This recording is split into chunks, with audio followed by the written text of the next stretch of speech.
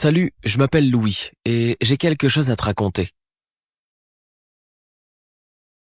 Bon, ma copine est tombée enceinte. Il n'y a rien d'inhabituel à ça, n'est-ce pas? Mais le truc c'est que j'ai 16 ans. Alors, Oura, je ne me souviens pas quand j'ai rencontré Yasmine, parce que je n'étais qu'un bébé à l'époque. Ses parents étaient nos voisins, alors comme disait ma mère, Yasmine et moi, on se connaît depuis qu'on porte des couches. On a grandi ensemble. Quand on était petits, on faisait tout ensemble. Donc, jusqu'à 16 ans, on était les meilleurs amis. Mais j'ai tout gâché, sans faire exprès bien sûr. J'étais en train de grandir et de devenir un homme, tu sais. Alors oui, j'ai dit à Yasmine que je voulais être plus qu'un simple ami, et bien sûr, elle a dit ces mots classiques, qu'elle ne voulait pas ruiner notre amitié et tout ce genre de choses que les filles disent toujours. Je me suis donc retrouvé coincé dans la zone des amis. Ou plus précisément, cette zone d'amis que nous avons créée il y a 16 ans. C'est bon, j'aurais pu gérer ça. J'aurais souffert un peu et mes sentiments auraient disparu, mais j'ai découvert qu'elle avait commencé à sortir avec un type de l'école, Mike. Ce fichu Mike du cours de théâtre. Il ressemble plus à un pan qu'à un homme. Et elle préfère sortir avec lui plutôt qu'avec moi? Allez, tout le monde sait que Mike est sorti avec la moitié des filles de l'école. Comment Yasmine avait-elle pu accepter de sortir avec lui? J'étais vraiment en colère. J'ai essayé de lui dire qu'il allait l'utiliser, mais elle ne m'a pas écouté. Et après quelques mois, c'est arrivé. Je l'ai vu pleurer près de l'école. Pas besoin d'être détective pour comprendre ce qui s'était passé. Alors je me suis approché d'elle et je l'ai serrée dans mes bras sans dire un mot. Je l'ai ramenée chez elle et elle m'a tout raconté. Comme je m'y attendais, Mike avait rompu avec elle. Pour être honnête, j'ai dû me mordre la lèvre pour ne pas dire « je te l'avais dit ». Et Dieu merci, je n'ai pas dit ça. Elle était si reconnaissante que, quand on s'est dit au revoir, elle m'a regardé droit dans les yeux et m'a embrassé. Oh la vache! J'avais rêvé de ce moment et maintenant c'était en train d'arriver. C'est comme ça qu'on a commencé à sortir ensemble. Oh, ça a été les moments les plus heureux de ma vie. On passait nos journées et nos nuits ensemble et je ne voulais pas la quitter ne serait-ce qu'une seconde. Pendant 3 semaines, j'ai brillé de bonheur jusqu'à ce qu'un matin, quelqu'un frappe à ma porte. Yasmine et ses parents se tenaient sur le seuil. Ils sont entrés dans la maison et nous ont appris une nouvelle des plus étonnantes. Yasmine était enceinte. Waouh, je me suis figé sur place quand j'ai entendu ça. Je me suis assis dans un étourdissement et je ne pouvais même pas entendre tout ce que nos parents disaient à ce moment-là. Tout ce que je pouvais faire était de regarder Yasmine dans les yeux et de voir son empathie. Elle pouvait à peine retenir ses larmes. Mais à un moment donné, elle s'est levée et a interrompu tout le monde. Elle a dit « Je vais garder le bébé ». Nos parents sont restés silencieux une seconde, puis je me suis levé et j'ai dit « Je suis assez grand pour prendre mes responsabilités et je promets de faire tout ce que je peux pour prendre soin de Yasmine et du bébé ». Bien sûr, ces mots ne signifiaient rien pour eux. À leurs yeux, j'étais juste un garçon de 16 ans qui avait fait quelque chose de mal.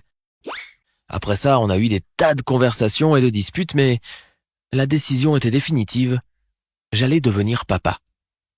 J'ai compris que nous avions surtout besoin d'argent, alors j'ai commencé à chercher du travail.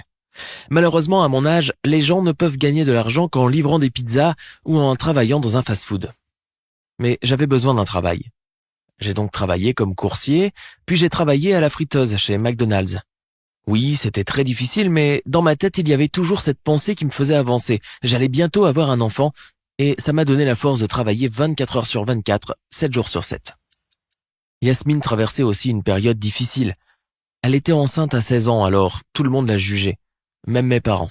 Ils n'ont jamais complètement accepté que nous allions avoir un bébé, et la plupart du temps, ils l'ont juste blâmé pour cette erreur. Par contre, mes parents nous ont soutenus et m'ont même dit que Yasmine et moi pouvions vivre avec eux et transformer une des chambres en chambre d'enfant. Ce soutien était plus que nécessaire et j'étais très reconnaissant envers ma mère et mon père. Les choses s'amélioraient. J'avais pris l'habitude de travailler dur et j'ai commencé à passer du temps avec Yasmine. Mais elle était tout le temps contrariée. Quelque chose l'inquiétait plus que ses parents et elle ne voulait pas en parler. Je cherchais un moyen de lui remonter le moral. J'ai réussi à consacrer quelques heures par semaine à la préparation de la chambre d'enfant. J'ai peint les murs, posé un tapis moelleux, monté un berceau et acheté pas mal de jouets. J'ai même peint différents animaux sur les murs. Ouais, je sais qu'ils étaient mal dessinés, d'accord. Mais J'y ai mis tout mon cœur. La chambre était plutôt jolie à la fin. Je voulais vraiment surprendre Yasmine. Alors j'ai pris un congé et on a passé toute la journée ensemble. On est allé se promener, on a regardé un film et on a fait un dîner romantique. Finalement, elle se sentait un peu mieux et avait oublié ce qui la rendait triste. Et là, c'était l'heure de la surprise principale. Nous sommes allés chez moi, je lui ai caché les yeux avec mes mains et je l'ai conduite dans la chambre du bébé. Quand on est entré, j'ai dit « Notre bébé va grandir ici » et je lui ai ouvert les yeux. Elle a regardé la pièce pendant 1 minute et s'est mise à pleurer. Au début, je pensais que c'était des larmes de joie, mais non. Elle a commencé à s'excuser auprès de moi. J'étais très troublé. Je ne savais pas ce qui se passait. Et puis, elle a finalement avoué. Je n'étais pas le père du bébé. Elle a dit que Mike l'avait larguée parce qu'elle lui avait dit qu'elle était enceinte. Puis, on a commencé à sortir ensemble. Elle pensait pouvoir le cacher, mais sa conscience l'a rongé. À ce moment-là, mon monde s'est effondré. Tout mon dur labeur, toutes ces disputes avec mes parents, étaient de la faute de Mike. Je me sentais utilisé. Elle portait son bébé et je travaillais comme un dingue pour assurer son avenir. Pendant environ 1 semaine, j'ai perdu la tête. J'étais allongé dans mon lit à penser à notre relation et au bébé. Je réfléchissais à ce que je devais faire ensuite. Certaines de mes pensées étaient vraiment sombres. J'étais encore déprimé, mais quelque chose d'inattendu s'est produit. Au milieu de la nuit, quelqu'un a frappé fort à notre porte. C'étaient les parents de Yasmine. Ils avaient l'air terrifiés et criaient que Yasmine était en travail.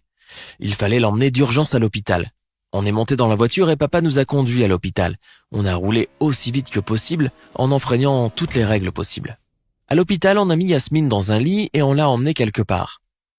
Le problème est qu'elle n'en était qu'à son 8e mois de grossesse, donc sa vie et celle de l'enfant étaient en danger.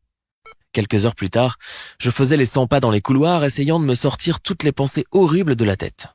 Je n'arrêtais pas de me dire qu'elle irait bien, que le bébé irait bien, que tout irait bien. Environ 3 heures plus tard, le médecin est venu nous voir et nous a demandé qui était le père de ce bébé. Sans l'ombre d'un doute, j'ai dit que j'étais le père. Puis le médecin a soupiré et a dit « Le bébé va bien. Il est en parfaite santé.